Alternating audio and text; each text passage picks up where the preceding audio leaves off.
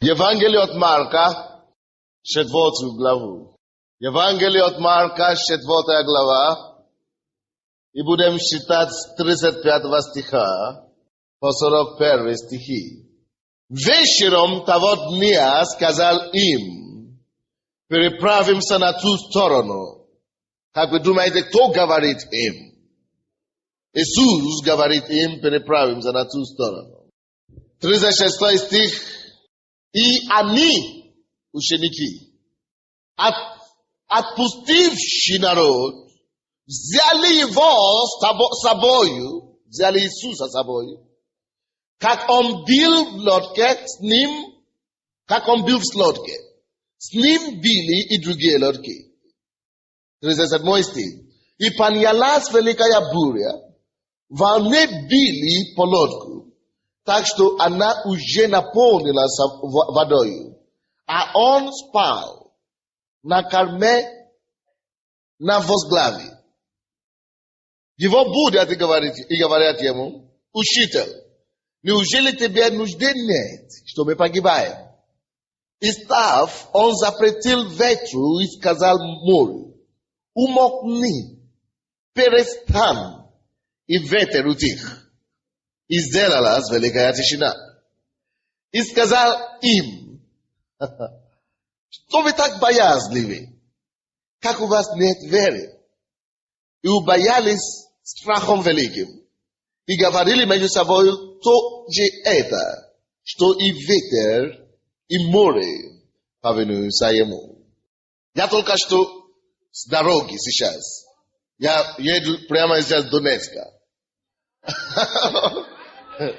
Наша машина даже еще не доехала. Я взял на дорогу такси, потому что туда остановила нас, чтобы попал на служение. То есть мы в Киеве, машина в Киеве, все. Но просто я объясню вам историю, что произошло. Понедельник после лидерского, на лидерском, я свидетельствовал о машине, которой Бог благословил нас. И, мы помолились за это, и мы утверждали, что, Божья рука на нем, что мы посвятили ее Богу. И во вторник я должен был выехать и поехал в Донецк. Я не хотел ехать в Донецк, я не хотел отправиться на эту поездку, потому что у меня была здесь дела, которые я должен был заниматься. Но там очень серьезная была встреча. И даже сказали, что если ты не приедешь, то эта встреча не состоится.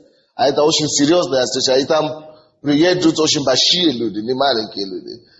Там есть такая группа, неофициальная группа. Может быть, это будет сюрприз для многих, но есть такая группа, неформальная группа, 7 пасторов. Это как большой семерки в духовном мире на Украине. То есть 7 пасторов, которые имеют самые большие служения на Украине. И что мы делаем? Мы хотим, из разных церквей, разных направлений, но христианские, полноевангельские пасторы. И мы присоединяемся вместе в согласии и определяем судьбу Украины.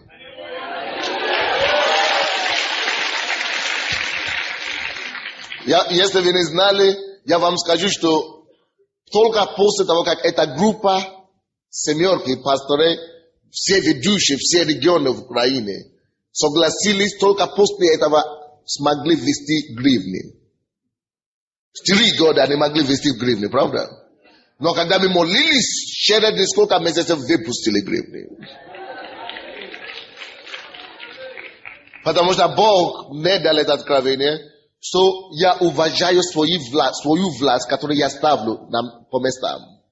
Что в каждой территории он ставил свои представители власти. Не один человек, но он ставил власти. Если эти все могут соединиться и постановлять вещи, касающиеся этой страны, что Бог, не только услышит, но мы войдем к Богу, небесный парламент, мы посидим вместе с ним, и будем принимать решения вместе, что касается нашей страны. Потому что это власть. Аминь. Есть структура также в Божьем Царстве. И мы начали собираться, мы своими молитвами переставили некоторые ключевые фигуры в правительстве. Но это не есть вещи, которые нужно, которые нужно рекламировать и афишировать. И мы делаем, это не официальные встречи, мы встречаемся, и в духе согласия мы молимся. И это была очень серьезная встреча. Это каждый квартал мы встречаемся, это 3 раза только в году. И мы должны были последний раз встретиться в 96-м году. И я не хотел ехать, потому что у меня были дела. Но они так просили, что из-за меня будет встреча. Я говорю, хорошо, тогда я поеду. Вы знаете, у меня были причины, почему я не хотел ехать, кроме того, что я буду занят здесь.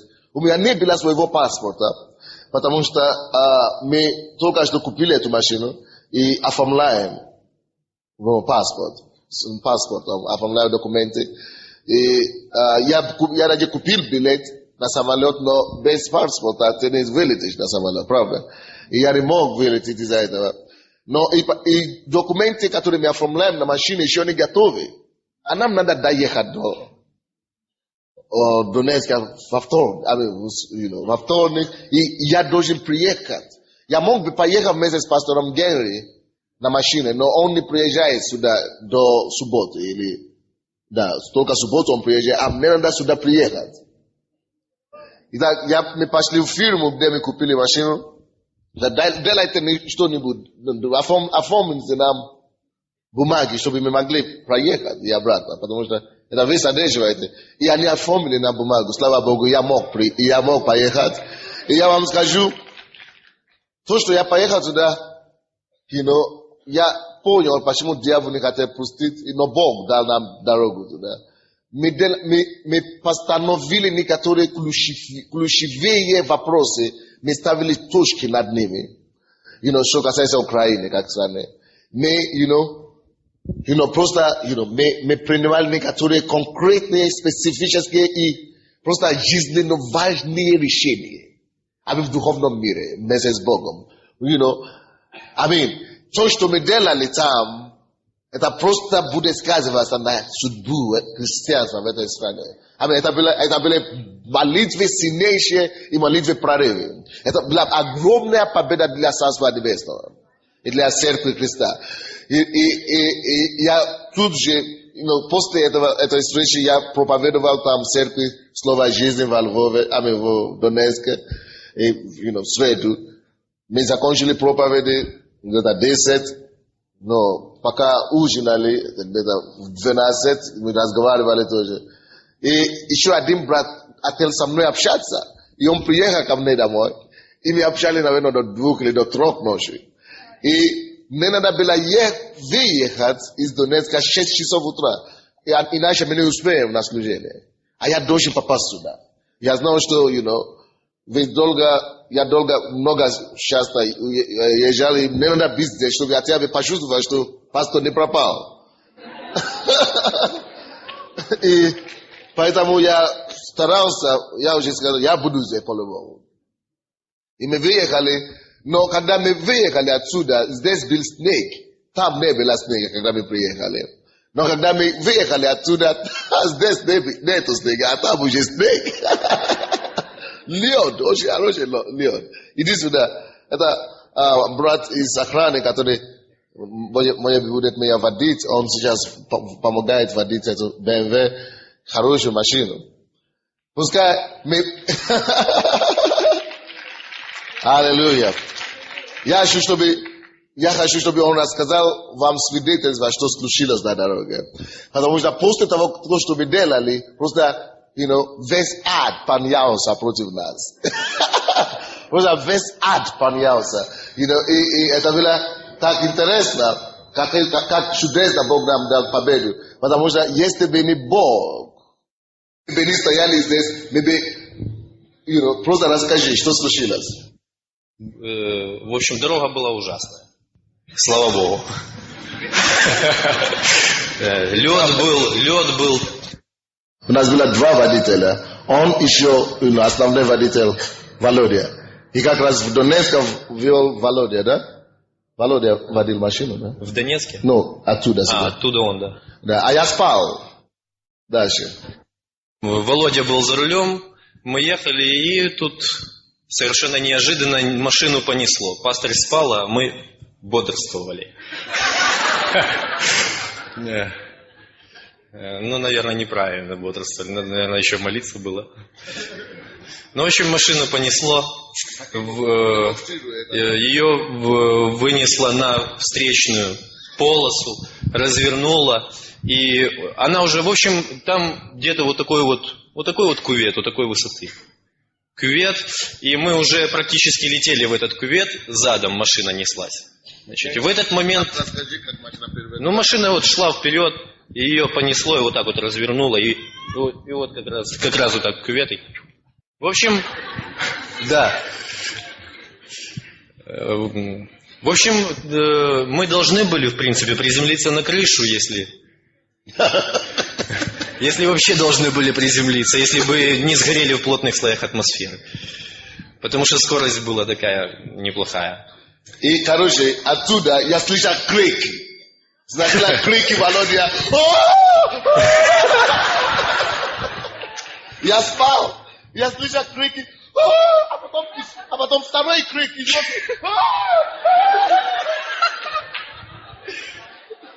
Когда я проснулся, мы были в воздухе. Это не смешно. Это очень не смешно.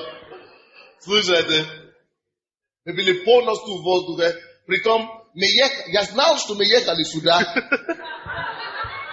А машина теперь задом едет туда. Задом едет. И пропуск такой, пропуск, да? Высота, на другую сторону уже. И высока так, а мы были в воздухе. Я слышал эти крики, я слышал что-то ужасное. Я говорю, я был в воздухе, мы можем приземлиться в любое время. И я понял, что молиться тут бесполезно. Да, молодец. И в это время, что я делал? И каяться было уже. Невозможно, да. Я открыл глаза, и в этом воздухе, когда мы находились, я услышал только во имя Иисуса. Я просто мог делать одно. Потому что они кричат. Вроде бы уже все потеряно в надежде. И когда я открыл глаза, я говорю, Господь, я просто знал. Очень хорошо, чтобы вы знали, какого Бога вы верите. Братья и сестры, в июне месяце я говорил о том, чтобы вы упражняли присутствие Иисуса. Я месяц цели читал проповедь об этом. Упражняйте присутствие Иисуса. И когда я проснулся, первый, кого я видел, был Иисус. И я знал, что Иисус был в этой машине, и Он не мог ничего делать, если я ничего не сделаю. И я также знал тут же, что я не мог молиться, уже слишком поздно. И я просто мог делать одно. Я знал, что мы были в воздухе. И эта машина была так, с моей стороны. Я должен был удариться так. И я говорю, во имя Иисуса, со всей силой, ударила с другой стороны машина. Но ударила не пол, ударила на что ударила первый раз. Там небольшая такая пристроечка стояла из кирпичей. Кирпич большой, да. И ударила там кирпич, вместо чтобы мы развернулись, этот удар, после этого удара, я еще раз крикнул Иисус, во имя Иисуса. Второй раз мы приземлились на колеса. Ровненько, но только смотрели на обратное направление. И посреди поля. И посреди поля, в другую сторону. Мы попали в пропасть. 8 часов утра сегодня. И единственное, что удивили все были, почему мы живы еще. Но единственное, что меня расстроило, это было в том, что они плакали, от страха испугались. Поэтому я даже не смотрел пока на машину, почему вы кричите, вместо чтобы видеть верующих, вы должны были призывать Иисуса тут же. Они не могли. И Володя говорит, я растерялся. А ты что? Нет, я вам скажу, почему это не случилось. Потому что мы с утра не молились перед тем, как выехать в дорогу. Потому что точно так же мы легли в 2:30 ночи, значит, проснулись, нас разбудили, уже было 5 утра, где-то без 15, 5-6 надо выезжать уже пастыря забрать. Но это не оправдание. Мы знали твердо, что нам нужно минимум час перед выездом молиться. Но этого никто не сделал. Мы, в общем, когда ехали туда, было это. Я 1,5 часа молился, и дорога была замечательная. Мы 800 километров проехали за 7 часов. Слава Богу. И я не сказал бы, что мы сильно устали. Это было туда. А что ты думал, когда ты уже думал, что Бог спасет нашу жизнь? Что ты подумал? Когда уже призволились? Да, что ты думаешь, что с машиной включится, пока в воздухе? Когда мы летели, у меня что-то не было такого за собственной жизни. Я очень сильно в тот момент переживал за машину. Мне так было ее жалко, она такая красивая. Я думаю, не удалось и покататься. Он думал, слава Богу, потому что, удалось. в принципе, по идее, мы не должны были приехать с машиной, даже с кусочки, только кусочки металла были. Но я вам скажу, ни одно стекло не разбилось. Аллилуйя. И тело не помято. Единственное, только бампер задний. Бампер сзади ударило чуть-чуть. Труба выхлопная чуть погнулась, но то тоже ерунда. Хорошая ерунда, то что. И я спросил у Бога, почему? Но в принципе машина не должна была остаться. А Бог говорит, что потому что эта машина не твоя идея, не твоя идея, это моя идея. Аминь.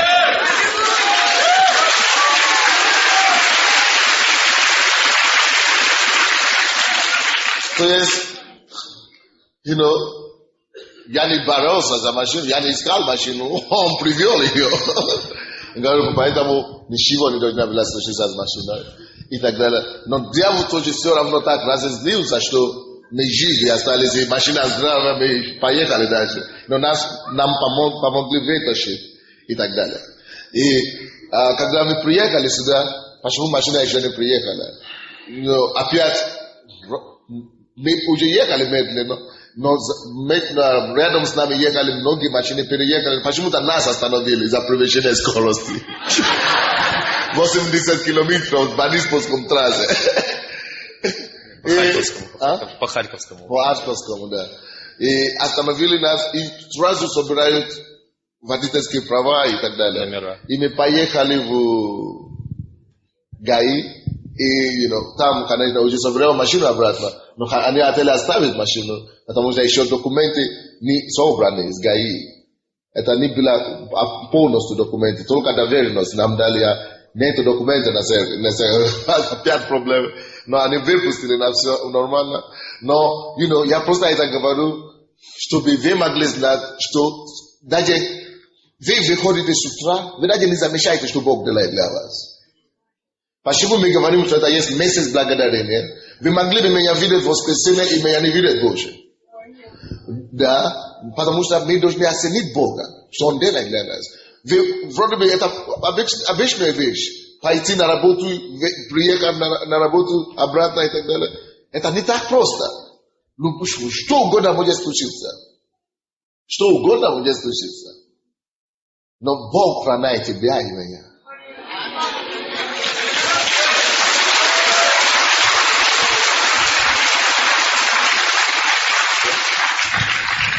И не обязательно, чтобы тебя понесло так, чтобы ты мог благодарить Господа.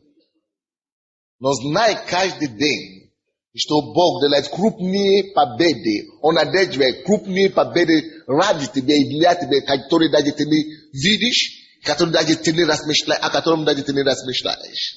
Но Бог ведет эту борьбу для тебя, одерживает тебе победу и провожает тебя домой. Ты даже не замечаешь об этом. Ты даже не благодаришь, ты просто спишь потом. Но Бог делает крупные чудеса для нас каждый день. И мы должны это знать. И пока я ехал, я говорю, Господь, о чем мне проповедовать сегодня? Я все еще хотел приехать в Куам и проповедовать. И Бог говорит, расскажи им, как им выйти. Потому что это из без выходного положения. Или с положения кризиса. Как вам выйти в подобном положении кризиса? Потому что мне действительно единственное то, что меня расстроило там, это как мои водители себя вели. Если бы вы тоже давали делали. Потому что там, проб огромный, за дороги, вы знаете, эти трассы, да, за дороги. Потому что чуть-чуть мы ехали дальше, и мы видели другую машину, но грузовик, который ударил нас, но прямо лицом на дерево и полностью. А это не случилось с нами. Потому что опасная дорога. И это просто грузовик полностью. Но и я понимаю, почему они так. С одной стороны, я понимаю, человеческая реакция, это только, действительно, плакать и прощаться с миром и с родителями, с землей. Но мы не просто люди. Вы слушаете меня? Мы не просто люди. Мы сверхъестественные люди. Не исключено, что у тебя тоже будет подобная атака. Когда ты будешь перед пистолетом, что ты скажешь? Когда, не обязательно, может Бог тебе даст что-то другое. Но я просто скажу, может ты будешь растеряться, или ты найдешь покоя, даже в кризисе. Я вам скажу, у меня не было ни грамма страха. Когда я даже себе видел в воздухе, и один раз, у меня даже не было страха. Только это имя Иисуса, которое я говорю, как будто я держал его. Я знаю, что он держит, не только меня и машину. Но, братья и сестры, как тебе выйти? Я думал, что эти ребята готовы. Они не слушают мои проповеди здесь каждый раз. Ты тоже слышишь. Но пока кризис не подойдет, пока катастрофа не наступит, ты не будешь знать, насколько ты готов. Но это не только с тобой. Это было с Иисусом. Давайте посмотрим здесь. И с его учениками. Мы уже читали Евангелие от Марка с вами. О чем это учит нас, братья и сестры? Нет, кроме остальное то, что я буду учить, но то, что вы уже поняли, что вам надо побольше молиться за пастора. Может быть, вы не верите, что это правда, но я думаю, что это правда. Надо покрывать нас, не только пастора, но все лидеров молитвою каждый день. Просто покрывать нас молитвой. Я спал в это время. Может быть, Бог кому-то дал время, чтобы молиться в это время. Я не знаю, это было 8 часов утра или без 5-8. И я спал. Я мог бы не раз, если бы я не проснулся, мы бы просто разбились мы просто безжалостно бы разбились. Потому что Иисус там, но Иисус некоторые вещи не будет делать, потому что Он уже тебе дал власть над ними. Вы слушаете меня? Ты должен пользоваться властью. Только если физически ты уже не мог ничего делать.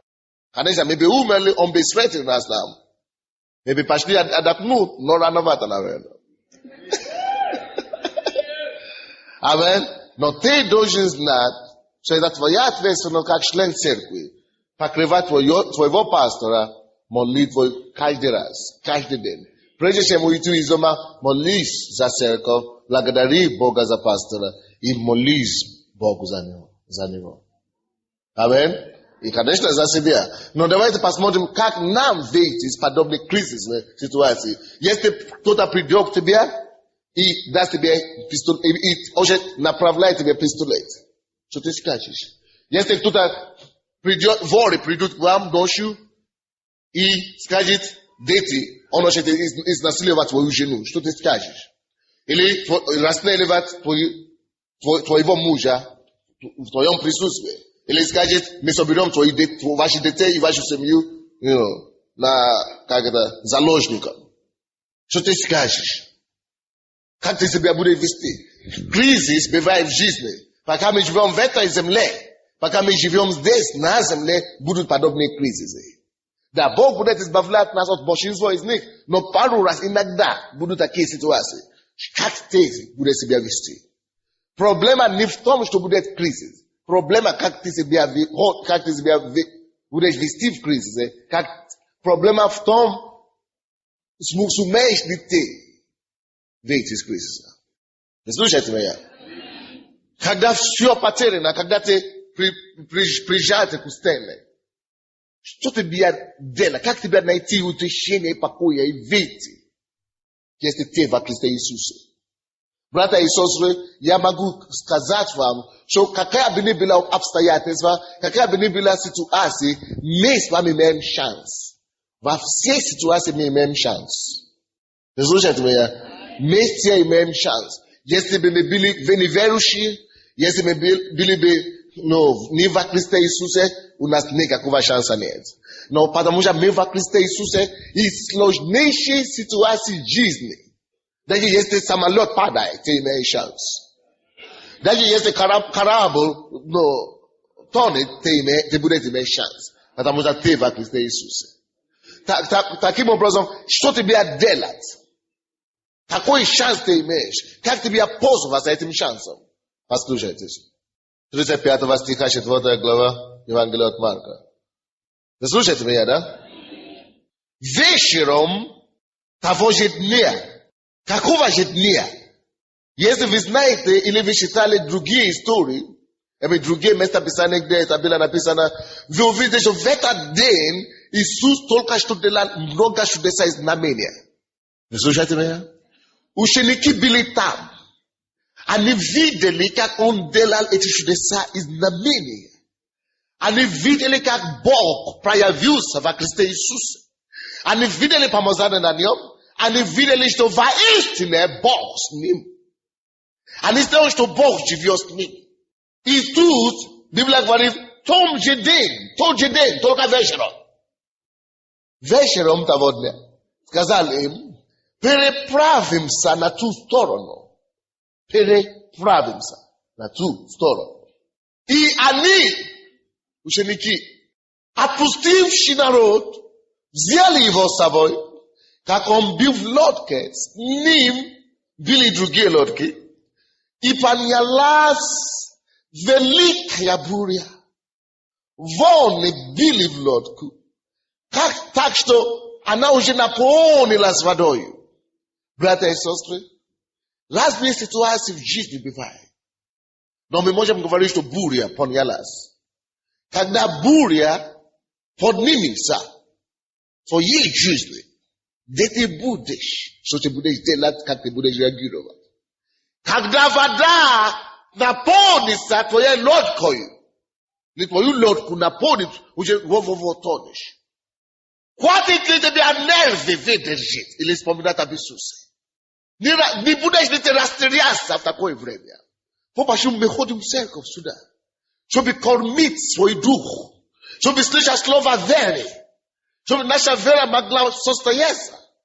И чтобы мы могли быть более сильнее, и чтобы мы могли быть готовы, когда любой кризис появится в нашей жизни.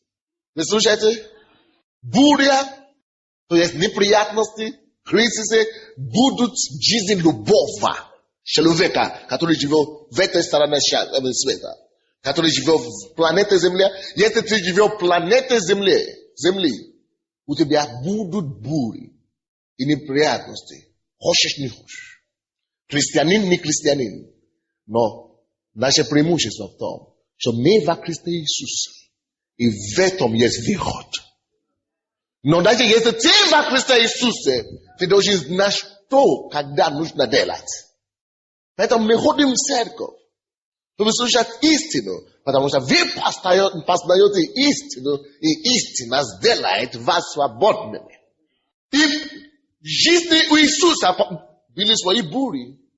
В моей жизни есть свои бури, были свои бури, будут бури. Но я выхожу из них, я еще радуюсь. Иисус выходил, Он стал победителем. Он стал героем над обстоятельствами и над бурями.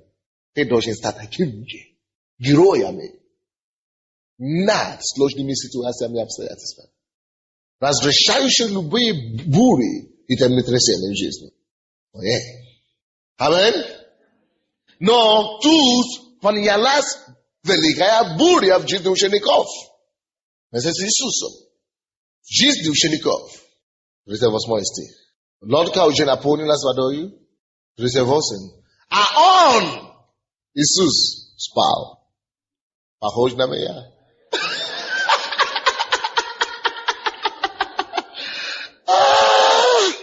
Короче, он спал. А он на корме, на возглаве. Как раз моя жена мне дала возглавие, это подушку, первый раз. На поездку.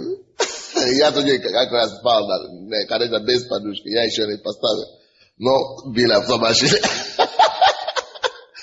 Короче, Иисус имел подушку с собой. Он спал комфортабельно, значит. Хорошо. Его будят и говорят ему.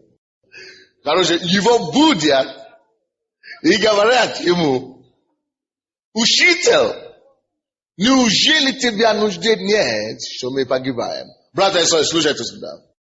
Первая вещь, которую ты должен знать, любая ситуация в жизни, которую ты не попал, которую бы не попал ты.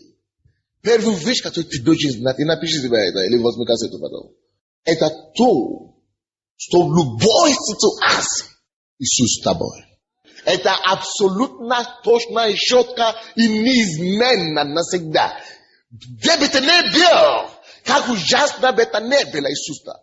Когда нас взяли, водитель говорит: о, пастор с машины, не дайте ему попасть, не дайте ему опоздать и так далее. А он говорит: какой пастор? Ну, вы поедете со мной в участковый или сюда, в ГАИ, участок.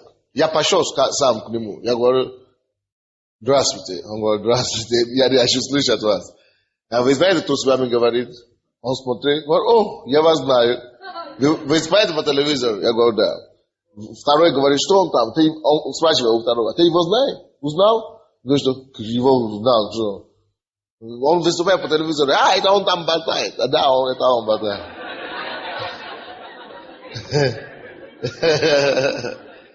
Такие вещи ты делаешь вид, как будто ты не слышал.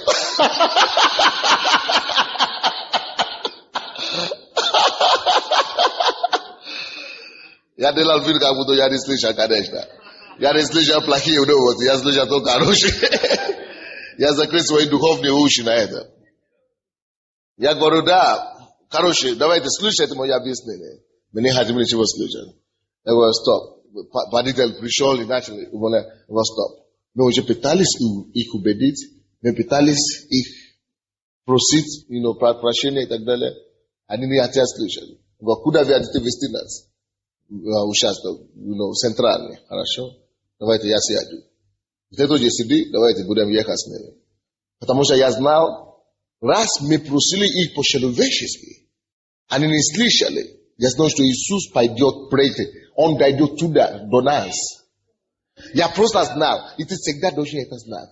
То Иисус, прежде меня, пойдет в этой ситуации. Иисус будет действовать раньше меня. Всегда знаешь, что Он здесь. И мы поехали туда. Я говорю: Господь, я не знаю, каким образом, но Иисус, ты проявишь, ты сделаешь это. Я думал, может быть, я приеду туда, кто-то из церкви будет там работать. Или я встречу кого-то там, кого я видел, или кто уважает меня, или что-то. Я говорю: но Иисус что-то сделает. Каким образом я не знаю? Мы туда приехали, он говорит: сидите, время идет. Потом мы звонили в фирму, которая и откуда мы брали машину. Вы знаете, что случилось? Директора нет, но замдиректор. Бог так сделал, чтобы директора не было. Потому что замдиректор, он полковник милиции. Аллилуйя!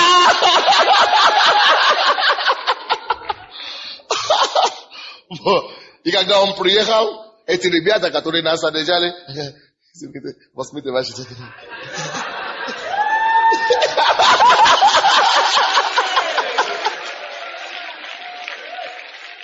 Мы хотели по-хорошему. Даже, брат даже хотел им предлагать что-то. Давайте будем по-хорошему, давайте. Что вы хотите? Штраф. Напишите нам штраф. Но ни штраф не получили, ни уважение не получили, ни повышение на работу не получили тоже. Все материальное, мы получили все. Бог получил всю славу. Аминь. То есть первое, что ты должен всегда знать, даже если твой самолет падает, вот, скажи себе, до того, как я разбился, Иисусу надо сначала разбиться. Потому что я в нем. Если ты в этой штуке, там ничего нету внутри. Чтобы ты разбился внутри, надо, чтобы сначала эта штука разбилась. То же самое, как Иисус. Его не видно, но я в нем. В нем двигаюсь, в нем существую, в нем хожу. Аллилуйя. А он уже сказал, я не покину вас и не оставлю вас. Что хочешь? Это железнотворно. Поэтому, прежде чем меня расстрелять, Иисусу надо сначала, чтобы это прошло через Иисуса, а потом на меня. Знаете, однажды один проповедник, с которым я встретился в Нигерии, его остановили милиционеры. И милиционеры в Нигерии, они такие, как хулиганы, знаете. И взяли пистолет, он спорил с ними. Они его остановили, он говорит, я пастор, и он пьяный, милиционер пьяный, и он настрелил на его голову пистолет. Он говорит, если ты еще что-то скажешь, я тебя выстрелю на тебя. А тот сказал, что он говорит? Он говорил, так, не все, кого ты видишь, человек. Знаете, вы задумаете, что он говорит, выстрели. И ты поймешь, что не все, кого ты видишь, есть человек. Что я не просто человек. Он говорит, выстрели, и ты поймешь, что не все, кого ты видишь, человек. Почему он это говорит? Пистолет, человек должен выстрелить. И он офицер, он может говорить, что он сопротивлялся или что-то так. Или ты убегал. Он говорит, выстрели. И тогда ты поймешь, что не все человек. Потому что я не умру. Тут, по-моему, упал это пистолет. Потому что он знал, что здесь есть Христос. Другой человек, хотели на него выстрелить, у него нет выхода. Если бы у тебя есть выход, ты мог бы убежать. Мы видим, что некоторые места в Библии Иисус убежал, когда хотели его ухватить. Когда есть возможность, ты должен использовать свою голову тоже. Иногда нужно убежать, если есть выход, чтобы убежать. Но я говорю сейчас о тех ситуациях, когда ты уже прожатый к стене, что нет уже другого выхода. Тогда осознай, что Иисус ближе, чем этой проблеме. Братья и сестры, я вам говорю твердо, это было со мной только что сегодня. Просто благодаря тому, что я привык ходить, я не видел видение Иисуса. Но я привык держать его собой. То Дух Святой здесь. Иисус в Духа Святого. Я держу его постоянно. И когда я вижу эти крики, я видел себя Божьи первые мысли. Присутствие Божье реальнее, чем присутствие опасности. Другой человек. Это интересно. На него тоже, по-моему, воры зашли в него домой. И, по-моему, или милиционеры тоже. Хотели, стрелять на него. Послушайте. Вы знаете, что он сказал? Слушайте сюда. Слушайте, что он сказал. Когда уже все, отец уже его, он говорит, ты слишком маленький, чтобы меня стрелять. На меня стрелять. Он просто заявил, это потому что он знал, что Иисус. Он говорит, ты хочешь стрелять? Он говорит, но ты слишком маленький, чтобы на меня стрелять. Ты слишком маленький. Просто слишком маленький. Потому что человек имеет веру в своего Бога. Знай эту ситуацию. Когда ты уже в невыгодной ситуации, присутствие Иисуса должно быть реальнее для тебя, чем этой опасности. Хорошие, вы видите, ученики переживали. Господи, неужели ты не? Но слава Богу, они знали, что он там. Они убежали с лодки. Они побежали к Иисусу. Очень часто мы все говорим о учениках, что у них нет веры и так далее. Это правда, мы тоже даем к этому. Но они опять побежали к нему. Есть некоторые из вас вообще, которые забудут, что Иисус вообще там, рядом. Потому что вы его не видите. Я вам скажу, то, что Иисус спит,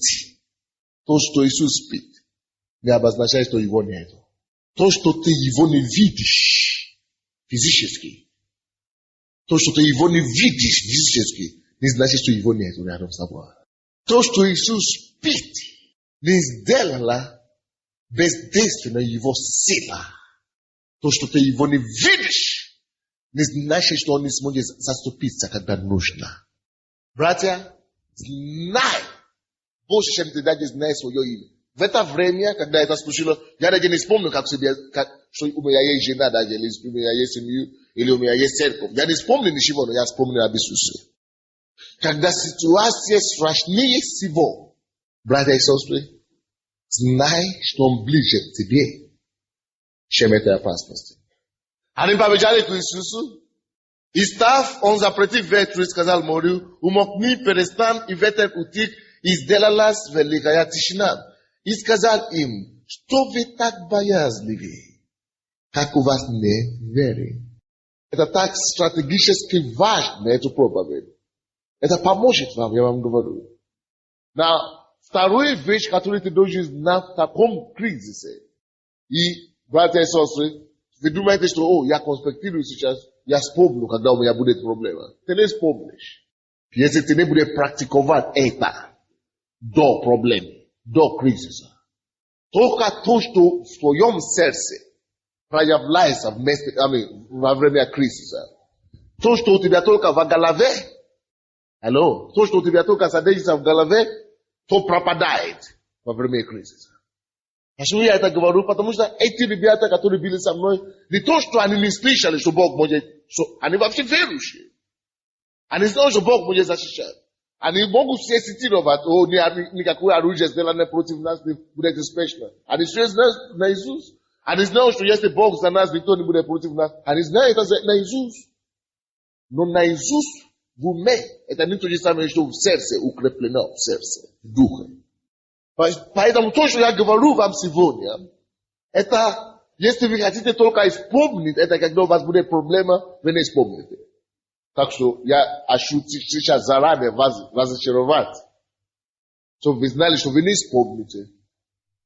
А вы вспомните, только если вы возьмете сейчас то, что я говорю вам, и вы начнете упражнять это в своей жизни каждый день. Первое, знай, что Иисус с тобой всегда. Второе, потому что это практическая штука. Иисус упрекал учеников только об одном и в одном. Почему вы такие боязливые? Зачем вы боялись?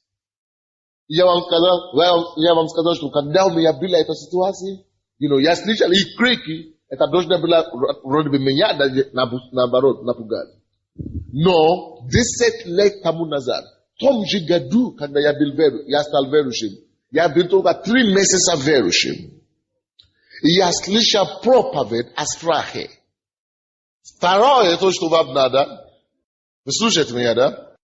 И когда я слышал эту проповедь о страхе, что это есть одно из орудий дьявола, я слышал, что страх это одно из орудий дьявола, чтобы разоружать верующих.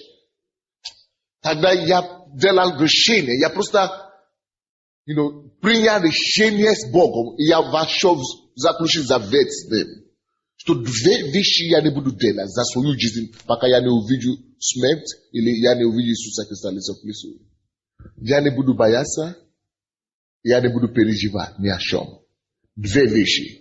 Что, спросите у администратора, у тех, которые работают в офисе, у моей жены, у всех, которые были в этой церкви с самого начала, какой бы ни был вызов в моей жизни или в жизни церкви, какая бы ни была проблема, когда все пастор, что нам делать?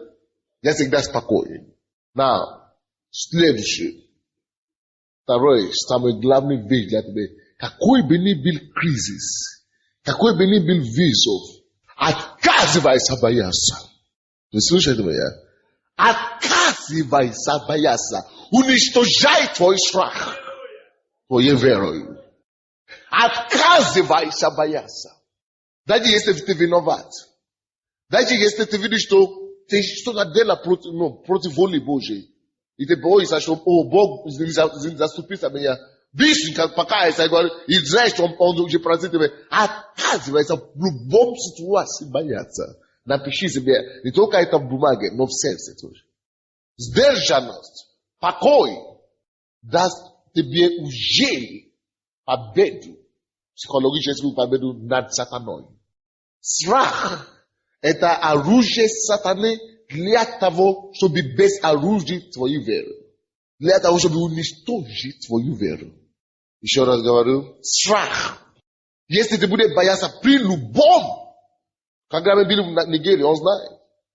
Не опаздываем сейчас на самолет. Он говорит, что я знаю об этом. Не то, что я не знаю, но я делаю вид, как будто я не знаю. Я ему говорю сейчас, чтобы он начинает понимать, почему я так себя вел. А он начинает говорить с водителем, они спорят, а я делаю, как будто я не это знал. Потому что я решил этот вопрос Богу. Я говорю, я не буду переживать ни о чем. Однажды милиционеры остановили нас, и он так рассердился на меня, что я так с ним разговаривал. Он отдал все, он хотел собрать нас в станцию тоже там, но долго в Нигерии. И все отдал. Я всякий раз, когда вместо чтобы я боялся, я буду конфронтировать. Лучше тебя конфронтировать твой страх. Источник страха, чем быть побежденным страхом. То есть, если кто-то, допустим, придет и скажет, я тебя убью. Ты скажешь, допустим, я скажу ему, прежде чем ты меня убьешь, ты умрешь. То есть, это то, что я имею в виду, что я буду конфронтировать. То есть, если я вижу, что страх начинает приходить ко мне, я должен делать контршаг. То есть, я вижу, что страх начинает находиться во мне, я тогда стою. Вы помните, когда ребята стояли и на охраннике, и говорили, что крутые ребята приехали? Я говорю, хорошо, подождите, я выйду к ним. Я видел, что они больше, чем штангистов. Я говорю, делайте ваши хуже. Я знаю, что они могут делать что угодно. Я говорю, я заявил им, делайте самое худшее, что вы сможете делать. Первый из вас, кто войдет в этот зал, пожалеет об этом. Потому что когда ты уже в таком кризисном ситуации, либо ты будешь бояться, либо ты будешь уповаться на Бога, и ты будешь контратаковать. Один милиционер мне звонил, майор, или что-то, он говорит, мы закроем вашу церковь, и мы тебе выгоним из страны. Я говорю, ты это сделаешь? Я говорю, послушай меня. Я говорю, прежде чем ты это сделаешь, Бог разберется с тобой и справится с тобой. Я говорю, приходи ко мне в воскресенье, мы поговорим. Он не появился. Почему я это вам говорю? Вы должны знать, кто вы такие. Вы не нормальные люди. Слушайте меня внимательно. Слушайте меня внимательно. Вы сверхнормальные люди. Вы сверхъестественные люди. Но это не будет работать для вас, пока ты не сможешь шагнуть и жить этим, и делать шаг веры. Вы слушаете меня? То есть следующее, что ты должен сделать, ни в коем случае нельзя бояться. Ни в ком. Если ты видишь, что уже успел бояться, прежде чем атакуй, делай контратак, тогда этот страх вылетит наружу. Иногда я уже был в ситуации, когда весь меня дрожал. Я думал, что это противники видят это. Они не видят, что я дрожу. А сердце, я думал, что она вылетит сейчас. Но я просто говорю, Господь, просто дай мне еще силу говорить что-то. Ты дрожишь весь, но выпусти это слово веры. И слово веры уничтожит страх. И Божье десновидение войдет в тебя как скала. Братья, отказывайся бояться. И если ты видишь, что уже поздно, я уже забоялся, делай контакт. То, что эти ребята делали, когда они хотели его стрелять, он сказал, ты слишком маленький. Он уже боялся чуть-чуть. Но когда он видит, что ему надо уничтожать страх, он должен что-то сказать о вере, который выше него. когда ты делаешь шаг веры, который ты больше тебе, тогда Бог ступает за тебя. Страх. Не бойся. Это поможет тебе обладать ситуацией. Это во-вторых. Третья вещь, которая тебе надо, чтобы выходить из кризиснейшей. И это я сам формировал это. Но кризиснейшей ситуации. Чтобы выйти из такой ситуации, слушайте меня, вам надо говорить это обстоятельство. В моем случае, когда мы летали в воздухе, уже должны приземлиться, я не успел говорить проблемы. Но я успел вспомнить об Иисусе, я побежал к Нему. Амин. Но ты мог, если есть ситуации такие, проговори обстоятельства. Видите, что Иисус не молился, когда буря, так, кто знает, что Иисус молился? Здесь, где мы читали, кто видит, что Иисус молился? А кто знает, что Иисус не молился тут? 4 глава от Марка. Иисус не молился, я вам скажу. Не, даже после того, как он проснулся. После того, как он проснулся, он не молился, он проговорил обстоятельства. Кто-нибудь слышит меня? Давайте посмотрим. 4 глава, 39 стих. И став, его разбудили. Став, он запретил ветру и сказал морю: умолкни, перестань. И ветер утих. И сделала великая тишина. Что это такое? Это не молитва, это приказ. Братья, когда ты видишь, что ты в такой ситуации, и ты еще можешь что-то молиться, или ты еще можешь что-то говорить, запрети. Конечно, если это человек, иногда неудобно говорить, что я тебя запрещаю. Но если это обстоятельства такие, проговори. Иисус не говорит: о, Господи, я благодарю Тебя, что Ты всегда слышишь меня. И что Ты сейчас, Ты ведешь нас туда. Господь Иисус, Дух Святой, приди. Это молитва. Но он не молился. Он обратился к проблеме. Ты должен научиться в твоей жизни, обратился к твоей горе. И говорит: двинись. Библия говорит: если кто скажет, горей сей, вернись море. Если кто скажет, горей сей, сверх море, будет ему. Будет. Хочешь, не хочешь, будет. По-любому, если ты скажешь. Поэтому научись проговаривать твоему обстоятельству. Твоей горе. Ты просто отказывайся сомневаться. Именем Иисуса двинь, утих. Все, я жду. Я был в Церкви Победы недавно. Там была годовщина Церкви Победы.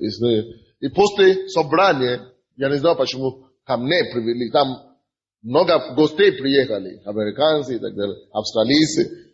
И там пастор говорит, но они привели ко мне члены этой церкви. Они говорят: о, видите, здесь слепая женщина. Наверное, она уже ходила несколько дней. Я только был там в один день. Я говорю: она вообще не видит ничего. Помолитесь за нее. Я смотрел через плечо, я видел, что глаза открыты, но она действительно ничего не видит. Что это уже самая последняя стадия слепоты. Я говорю: хорошо, подождите, я сначала уничтожу свое сомнение. Потом я так, конечно, им не сказал. Но когда я смотрел сзади, я не знал, что слепота настолько ужасная. Потому что это такие глаза, которые вроде бы открыты, но уже все, уже ушло. И я знал, что я уже молился раньше за таких людей, они не видели. Поэтому сомнение пришло. И я говорю: хорошо, вы подойдите ко мне в конце. За это время я сражался, но я знал, что мне нельзя бояться. И мне нельзя убежать. И я вспомнил слово Божье, которое говорит: если кто скажет, если ты скажешь, горей сей, Поднимись и будет тебе, что не скажешь. Что не скажешь, будет тебе. Я говорю, хорошо. Я помолился за другие проблемы сначала, а потом в конце я говорю, давайте эту женщину сюда. Я положил руку на ее глаза, я говорю, во имя Иисуса. Библия говорит, что не скажешь, будет. Что не скажешь. И я сейчас говорю этим глазам, какие бы ни были сложные биологические причины для слепоты. Я говорю, Библия говорит, если ты скажешь, а я сейчас скажу, вот я скажу сейчас.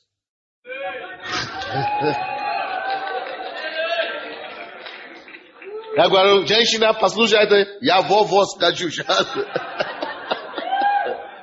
И если я скажу, то будет мне. Я уже готовился. Господь, если не будет, это ты будешь позориться, а не я.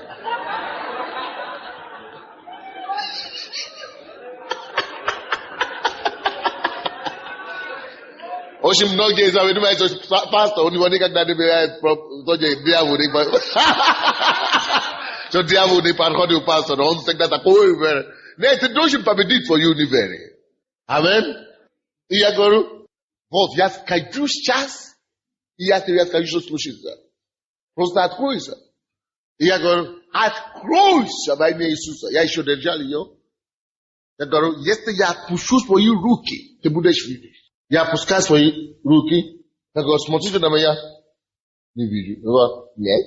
Библия говорит, если кто скажет, я тебе говорю это себе. Я говорю, нет. Смотрите. Я приказываю вас смотреть и видеть. Потому что Библия говорит, что кто скажет, будет тебе. А я уже сказал, чтобы она видела, значит, должна видеть. Я говорю, смотри еще раз.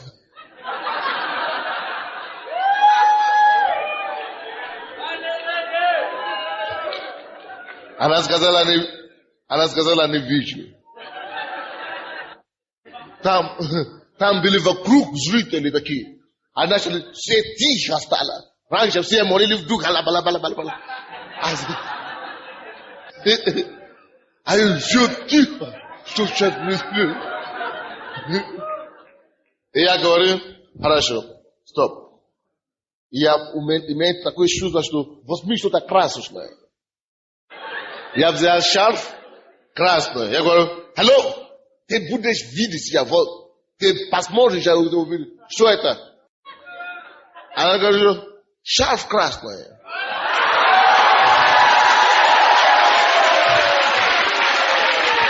Алло? После того я сказал, смотри на меня, во имя Иисуса. Она говорит, кто я такой? Белый или черный? Или... Он говорит, не смуглый, не темный. Правильно.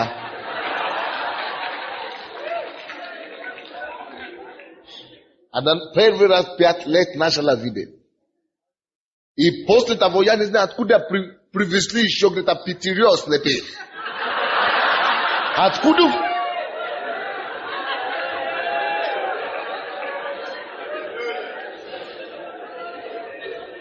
Не поймешь. Вроде бы их не было.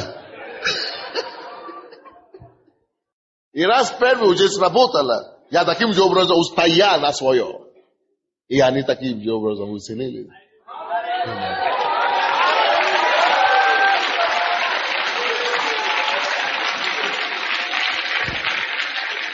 Но страх подходил. Но когда страх подходил таким образом, я говорил. Библия говорит, если я скажу, и не буду сомневаться, но я буду. Хочешь, не хочешь, ты увидишь сегодня. Аллилуйя!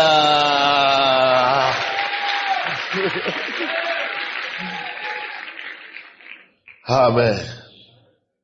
Это третья вещь, которую вам надо делать, проговаривать вашим обстоятельствам. Давайте все станем, будем молиться. Братья и сестры, я хочу, чтобы вы делали некоторые вещи. Мы не молимся в этом месяце, так? Но это не мешает вам запретить дьявола и проговорить вашим обстоятельствам и поблагодарить Господа за то, что Он уже это сделал.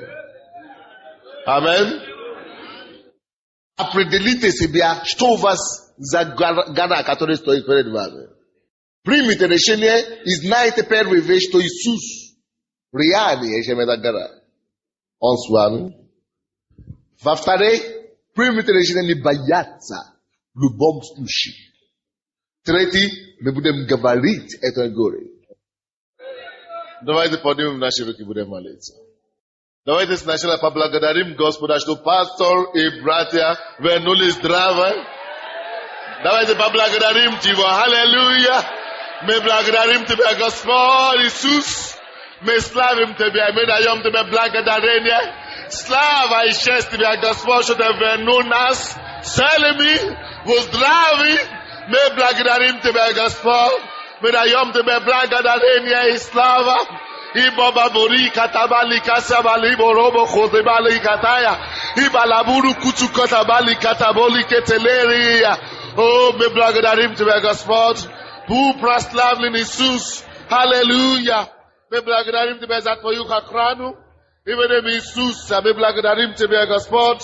Мы славим Тебя. Я отгоняю от себя духа страха. Какой бы ни случилась ситуация в моей жизни, я не буду бояться больше. Я не буду бояться больше. Я не буду бояться, что бы это ни было. Я не буду бояться при завтрашним днем. Я не буду бояться при сегодняшний день. Я не буду бояться. Господь, я принимаю это решение. Я вхожу в